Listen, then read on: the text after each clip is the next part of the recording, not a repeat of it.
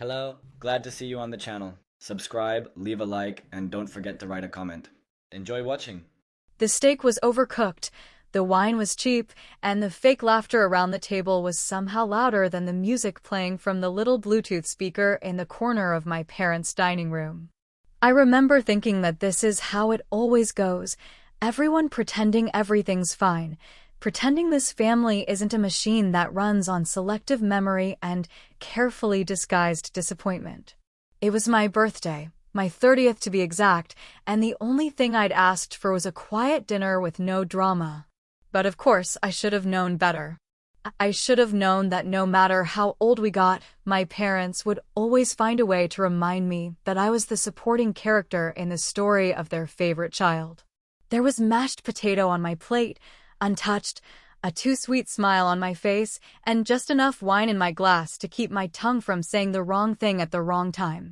My mom leaned over to top it off again, and I noticed her rings, always the same two she wore since her wedding, diamonds that caught the light too easily, like they wanted attention just as badly as she did. 30 years, she said, like she was the one who had survived something. Can you believe it? My dad chuckled, chewing too loudly beside her, and Nate, sitting directly across from me, winked like he was sharing some kind of inside joke that only he understood. Nate. Always Nate. Always the golden boy with his crooked smile and that ridiculous chin dimple that made middle-aged women flirt with him at gas stations. He looked good. He always looked good even when he was a complete mess. Black leather jacket, a Rolex that I knew he hadn't paid for, and the same smugness he'd worn since the 5th grade when he got away with cheating on that math test and made me take the fall. Some people just coast on charm and luck their whole lives. Nate didn't just coast, he soared. My parents had that look about them, that look they always had right before some grand performance. I could see it building in their faces, like a secret itching to get out. Mom couldn't stop fiddling with her necklace, Dad's eyes kept darting toward the kitchen, and Nate looked completely clueless, which was nothing new. And then it happened. My mom clinked her glass with a butter knife and stood up with this proud, almost theatrical grin plastered across her face. "Before we get to the cake," she said, her voice practically dripping with excitement, "we have a little surprise. For someone very special." I knew. I knew it wasn't me before she even turned toward Nate. My heart didn't even have time to speed up. It just sort of sank. She walked into the hall and came back wheeling in a small red box with a giant silver bow on top. Nate blinked, genuinely confused for a second, until Dad held up a set of keys and dropped them into his palm like he was giving him a medal. "You earned it, son," he said, beaming. "You've come a long way." And then Mom, God, I'll never forget the way she said it, looked at me with this warm, pitiful smile and added, "You'll get there one day, sweetheart." As if I'd been sitting on the damn sidelines this whole time. As if the 2 jobs, the student loans, the years I'd spent helping them pay off their mortgage when Nate was too busy crashing his second-hand Jeep and failing out of community college, none of it mattered. Because Nate was Nate. And I was, whatever I was. I didn't cry. I didn't yell. I didn't even blink. I just smiled like I'd been hit in the face and was too polite to bleed. I reached into my purse without saying a word and pulled out the envelope I had brought, just in case. Just in case tonight went exactly like I thought it would. The envelope was thick, white, sealed with a single piece of tape. My father raised an eyebrow as I slid it across the table toward him. "What's this?" he asked, like I'd just handed him a parking ticket. "Just something I've been meaning to give you both," I said, careful to keep my tone steady. Careful not to let the edges of my voice crack. Figured tonight was the right time. Mom hesitated, her hand hovering above it, then picked it up like it might bite. She opened it slowly, her eyes scanning the page inside, then froze. I watched the color drain from her face like spilled milk running off a counter. Dad leaned over her shoulder to read and went stiff, his mouth parting just slightly. The room went completely silent, except for the little hum of the refrigerator and the tick of the wall clock behind me. Nate leaned in, frowning. "What the hell is it?" he asked, reaching for the paper, but neither of them handed it to him. No one spoke. No one moved. The celebration that had felt so loud and smug a minute earlier was now stone dead. I looked down at my wine glass, then back at all three of them, and said, "Should we still do cake, or is the mood kinda off now?" And then I sat back, folded my hands in my lap, and waited. Because the party was over. But the story? The story was just getting started. The thing about being the older child in a house where love had an expiration date was that you learned early on how to blend into the walls, how to fold your feelings into small, manageable boxes, and how to celebrate other people's victories while burying your own pain like it was radioactive. When people talk about middle school being tough, they usually mean acne or cafeteria tables or mean girls in gym class. But for me, it was the moment I realized that I wasn't the star of the show. I was the safety net under the trapeze act, always there to catch the fall, but never meant to be seen. Nate was born 3 years after me, and from the moment he arrived, he was treated like he'd been hand-delivered by God himself. He had these big green eyes, perfect curls, and a scream that could get him out of anything. By the time he was in high school, he'd already been dubbed the natural by every coach he ever had: football, track, even baseball, though he only joined the team because he liked the way the girls screamed his name. He didn't have to try hard, didn't have to work late shifts, didn't have to get up early to clean bathrooms at the diner the way I did starting my sophomore year. Nate would screw up, and I'd clean it up. That was the rhythm of our household, the unspoken agreement that I'd take care of everything so that he could keep shining. I remember one night, right before his 17th birthday, when he took Dad's truck without permission and crashed it into a stop sign coming home from a party. He was drunk, terrified, and bleeding from his eyebrow. I was home studying for a chemistry midterm when he banged on my window like some scene out of a bad teen movie. I didn't hesitate. I cleaned the wound, drove the truck to a ditch nearby, called a friend to help me tow it, and when our parents woke up the next morning asking what happened, I told them I had taken it and made a mistake. I got grounded for 2 weeks, missed my shift at work, and nearly flunked that midterm. Nate? He got a pep talk about watching out for your sister. He was magnetic, charismatic, the kind of boy that grown-ups found charming and girls wanted to save. The worst part was, he knew it. He weaponized it like a pro, always knowing just how far he could push before someone stepped in to rescue him. But when I pushed, even once, it was treated like betrayal. I wasn't supposed to need anything. I was the strong one, the responsible one, the background noise to his headliner performance. My mom always used to say, boys need more guidance. Girls are naturally more mature. As if that explained why I was working weekends at 16 while Nate was throwing keggers in the woods behind the elementary school. As if that excused every time they let him off the hook with nothing but a shrug and a hot plate of lasagna. And when I got accepted to college, full ride, mind you, my father barely looked up from his phone during dinner. "That's great, honey," he muttered, while Nate recapped his game-winning touchdown from the night before for the 5th time. But the scholarship didn't last, not after what happened at the lake house my junior year of high school. That story is for later, though just know that it involved Nate, a party he wasn't supposed to throw, and a girl who ended up in the hospital with a concussion and a busted lip. I told the police it was me who invited the crowd, me who left the gate open, me who looked away. I told the lie so smoothly it scared even me. I did it because my parents asked me to. "Don't ruin his future," my mother had whispered, her voice shaking not with guilt, but with urgency. "He made a mistake. You can fix this. You always do." So I fixed it. Lost my scholarship. Took out loans. Started waiting tables and tutoring freshmen while trying not to fall asleep in my own lectures. Nate? He went off to college that fall, partied his way through 2 semesters, got expelled, came home, and somehow still ended up with a better car than I did. I should have left then. Should have cut them all off. But something in me, maybe the part that still wanted to believe they'd see me eventually, kept holding on. By the way, I started paying off my student loans in 2016, and by 2023, I had it all paid off. That's like 6 years, right? I think it was 6. Might have been 7, but I'm pretty sure it was 6. It's funny how numbers blur when your 20s are just a blur of debt, disappointment, and waiting for someone to say, "We're proud of you." No one ever did. And so, sitting at that birthday dinner, watching my mom's face go pale as she read the paper I'd given her, all those years came rushing back like a wave I'd been holding off with a paper cup. "Erin," she said, finally finding her voice again. "You're joking, right?" My father looked at me then, really looked at me for the first time in what felt like years.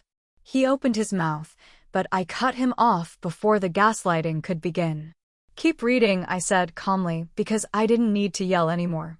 I had said everything I ever needed to say, just not with my voice.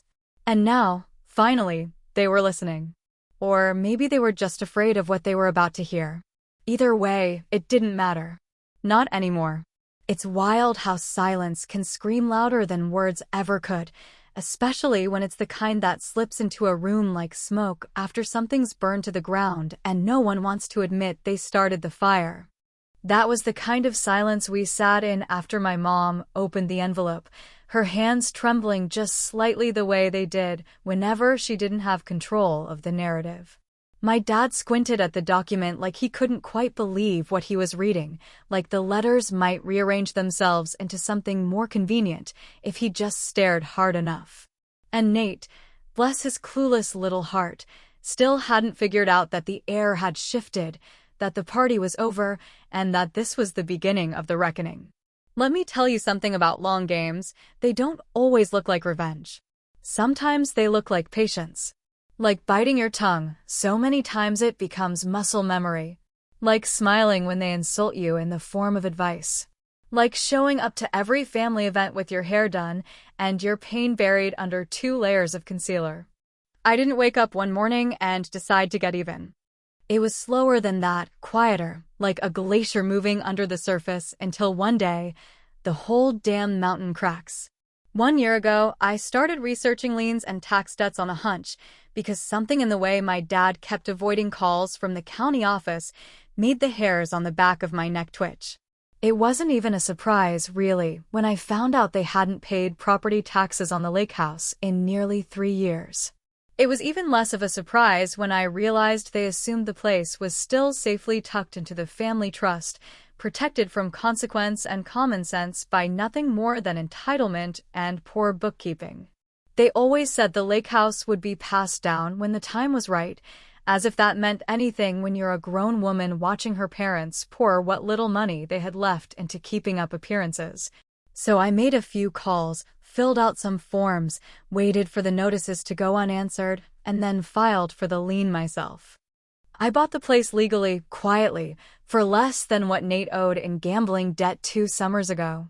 I didn't tell anyone. Not a friend. Not a cousin. Not even my therapist. I just waited. Because there's something sacred about knowing you hold the final card and choosing exactly when to play it. And tonight, as they stared down at the deed transfer and the official notice of eviction, I saw it hit them. My parents weren't just losing a piece of property, they were losing the place they clung to as proof that we were still a family worth remembering. That lake house had history etched into every floorboard, every damn photograph hanging in the hallways from 4th of July barbecues and Christmas mornings and summer nights with fireflies and mosquito bites. That house was their pride, their anchor. And it wasn't theirs anymore. "You wouldn't dare," my mother said, her voice brittle like it might snap under the weight of her disbelief. She looked at me like I was the villain in some soap opera, like I'd just walked in and shot the family dog out of spite. My dad didn't say a word, just kept looking at the paper like it would vanish if he stared hard enough. "I already did," I said, and I didn't flinch when I said it. "The locks changed this morning." I think the only sound in the room was the low hum of the refrigerator and maybe Nate chewing a piece of steak he hadn't even realized he'd kept eating. For a second, no one spoke. And then, like a thunderclap splitting through dry sky, Nate slammed his palm down on the table so hard the wine glasses rattled, and my mom gasped. "You are a jealous freak," he spat, his voice cracking in that way it always did when he didn't get what he wanted. "You're obsessed with ruining everything for me. You've always been obsessed with me. This is psychotic, Aaron." And that's when something inside me finally snapped, not in a wild, screaming, throw a chair kind of way, but in the slow, deliberate way that comes after years of being the one who kept the peace at the expense of your own sanity. I leaned forward just a little, folded my hands on the table, and locked eyes with him. "You want to talk about jealousy, Nate?" I said, letting the words hang in the air like smoke from a match just lit. "Should we talk about that night at the lake house senior year?" The way his face changed, the way his jaw tensed and his hands curled into fists on the table, it was almost beautiful. My mom turned to him slowly, brows drawn together in sudden confusion. My dad looked up, suddenly very interested in what I had just said. And I knew in that moment I had them all exactly where I wanted them. Not because I was cruel, but because they had spent their whole lives betting I'd stay quiet. That I'd stay loyal. That I'd never, ever flip the script. They were wrong. And this? This was only the beginning. You don't forget the moments that break you. Not really. They don't fade like old photographs or get quieter with time like some people say. They settle into your bones, they wrap around your memory like vines, and they grow with you whether you want them to or not. That night at the lake house was one of those moments. I've tried for years to make it smaller, to file it away like an old receipt that doesn't matter anymore, but the truth is, that night never stopped echoing through every part of my life that came after. It was the summer before my senior year of high school, and my parents had gone on one of their rare trips, some anniversary getaway in Vermont they'd been planning for months. They handed over the keys to the lake house like it was a reward for years of being the responsible one and told me not to invite anyone over. That, of course, lasted about 6 hours. Nate got wind of the empty house, called his friends, and by midnight the place looked like one of those music videos where people break furniture and dance on countertops. I tried, at first, to contain it, to clean as they trashed it, to tell people to leave when they got too drunk, to hide the valuables my mother would have noticed missing. But the truth was, I was 17 and exhausted, and after years of being the one to carry everything, I didn't have the strength to stop the tidal wave once it hit. Somewhere around 2 in the morning, I found her, Madison Blake, lying at the bottom of the wooden stairs, leading from the deck to the dock. Her head was bleeding, her arm twisted at an angle that didn't look human, and she was crying, though barely conscious. I didn't know her well. She was in Nate's grade, popular, pretty, the kind of girl who never noticed me in the halls. But that night, I was the one who knelt beside her, who called the ambulance, who stayed on the line while someone tried to blame it on the slippery wood or the booze or whatever excuse would sound good enough to avoid police reports. The cops came. The hospital took her in. Nate disappeared into the trees with a bottle of something brown and too expensive for his age. And by sunrise, my parents had driven straight from Vermont to the hospital, still in their weekend clothes, panicked not because a girl had been hurt on their property, but because it might get out and ruin everything. Everything, of course, being Nate's spotless record and the family's image in that tight-knit suburban nightmare we called a community. It was my mother who suggested the lie. She didn't say it outright, not at first. She just said things like, "People already expect so much from you, Aaron, and it won't be so bad if it comes from you." My father stayed quiet, sipping bad coffee and refusing to meet my eyes. When I finally asked them if they were seriously suggesting I take the blame for a party I didn't throw, for an injury I didn't cause, they said, "This isn't about blame, it's about protecting your brother. He's already got scouts looking at him. He can't have this on his record." I don't even remember saying yes. I just remember standing in front of the police officer later that day, repeating a story we had rehearsed in the car like a bad school play. I said I'd thrown a party without permission.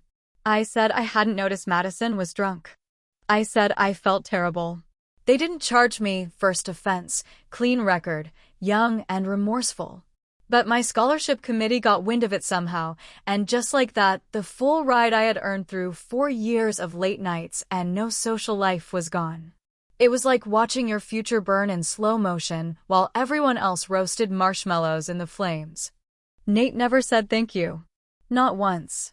He came home later that week, gave me a fist bump, and said, "Appreciate it," like I'd covered a shift at the mall, not destroyed my chances at a better life. He moved on, as always, untouched. And I moved forward carrying the weight he never even noticed I held. Sitting at that dinner table years later, with the deed in my parents' hands and their mouths hanging open like they'd tasted something bitter for the first time in their lives, I saw the moment my father decided to say something.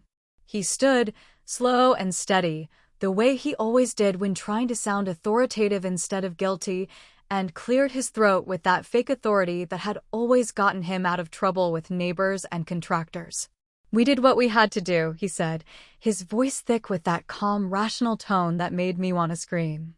"We were protecting the family." I looked at him, truly looked at him, and something inside me snapped in a different way than it had with Nate. Not rage, not revenge. Just the bone-deep disappointment of realizing you had once mistaken a coward for a protector. "No," I said, my voice louder than I expected.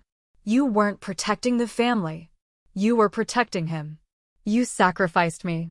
For a second, I thought he might respond. But he didn't. My mom looked like she wanted to cry, but I had stopped giving her permission to do that in front of me years ago. Nate looked down at his plate like he wished it would swallow him whole. "And me?" I stood up. I picked up my bag, checked my phone for no real reason, and pushed my chair in like this was just a regular evening, not the final act in a decades-long performance. "I didn't come here to fight," I said, walking toward the door. "I came here to make sure you read it. All of it." And as I reached for the handle, I paused because I knew something they didn't. That envelope? The one they had barely skimmed in their panic? It wasn't just one page. And the second part, the real part, that was going to make everything so much worse. But that, I thought as I walked into the cool night air, would be their problem tomorrow. Tonight, they could sit in their silence and stew in the truth. Because for the first time in a long time, I wasn't carrying it for them. Some truths don't come out all at once, they unspool slowly, like thread from a tight knot you've spent years picking at in the dark, always feeling like the unraveling will either set you free or leave you with nothing but a mess too tangled to fix. That second page in the envelope didn't scream like the first one did. It whispered, quietly, with the kind of cold, factual venom that makes people feel small in the face of their own decisions. While the first page had been a slap, the second was a scalpel. And I made sure they both cut deep. I left the dinner table before they found it. I knew they'd see it eventually, maybe when the silence got too heavy to ignore, or when my mother, desperate for one more piece of control, went flipping through the envelope for something, anything, that could explain what was happening to their perfect little kingdom. That second sheet of paper didn't just explain it. It detonated what little moral ground they thought they had left. The top page was clean, simple, labeled with the date, and the subject line pulled straight from their email. Estate planning. Everything goes to Nathan. I had printed it in large type, highlighted the phrases in yellow, the parts where they called me independent enough and less in need of support, and that one line, God, that one line, where my father had written, "Erin always lands on her feet. Nate needs the security." As if I was some sort of stray cat they could count on to survive the alley while they handed the house keys and family photo albums to the one who'd burned every bridge and blamed the smoke on me. Below that were 3 more emails, dated a year apart each, chronicling their meticulous plan to sign over the house, the investments, even the antique jewelry passed down from my grandmother, all to Nate. Not to be split, not to be discussed, just gifted. Like I had been nothing more than a helpful neighbor for 3 decades who might get a thank you card if she was lucky. But the real hammer came next, the bank statements. Not theirs, Nate's. Documents that I'd gathered over months, some I'd requested, others sent to me by accident thanks to a clerical mix-up, when he used our father's social security number to open a fake LLC. It was all right there, 3 fake businesses, all in different states, each one a shell company with just enough paperwork to keep it looking real until you checked the withdrawal history. Tens of thousands of dollars in startup expenses, most of it blown on gambling sites, bar tabs, and a weekend in Vegas that had ended with a bounce check and a blurry Instagram story I screenshotted just in case. The final page? A photo of me at the courthouse steps, holding the manila envelope I'd used to file the fraud reports. I hadn't submitted them yet, not officially, but I'd gotten far enough to make the case numbers real. I left copies of those forms, too, just to make it clear that pressing charges wasn't off the table. It was just pending. And no, I didn't do it for revenge. Not exactly. I did it because they needed to know I wasn't the quiet girl with the tidy smile and the tired eyes anymore. I was the one who remembered. The one who took notes. The one who finally figured out that silence, while comfortable for the people in power, is a prison for the people living under it. The best part, though, the part that they wouldn't see coming in 1,000 years, was what I did with the lake house. That sacred temple of family pride. That monument to generational legacy they loved to brag about at dinner parties. I didn't sell it. I didn't keep it for myself or rent it out for passive income like a bitter expat of the family. I donated it. I gave the house to a nonprofit that turns private homes into safe spaces for women escaping abuse. They renamed it Madison House, in honor of her, the girl from the lake house party all those years ago. The one no one ever checked on after the headlines faded. The one who never got an apology, a visit, or even a phone call from my family. I looked her up before I made the donation. She's alive. Married. 2 kids. Still wears a scar just below her hairline that she hides behind bangs. I didn't call her. Just sent a letter with no return address. I told her the house was hers now, in a way. That it was finally being used to protect instead of destroy. My parents called. A lot. I didn't answer. Then they texted, long-winded attempts at guilt or denial or desperate rationalizations. We didn't know. You misunderstood. We always loved you.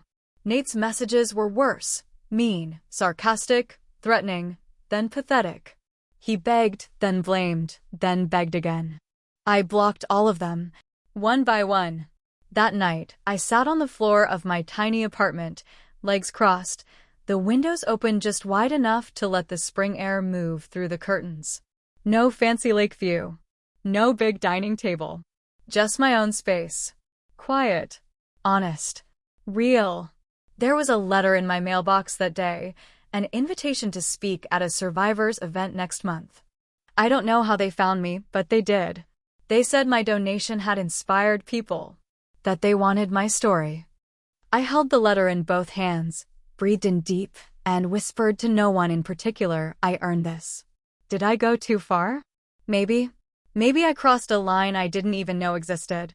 Maybe there's a part of me that will always wonder what would have happened if I had just kept the peace one more time, stayed quiet, swallowed it down, smiled for the photos. But after a lifetime of silence, of being the reliable one, the background noise, the forgotten daughter, maybe going too far was the only way to finally be heard.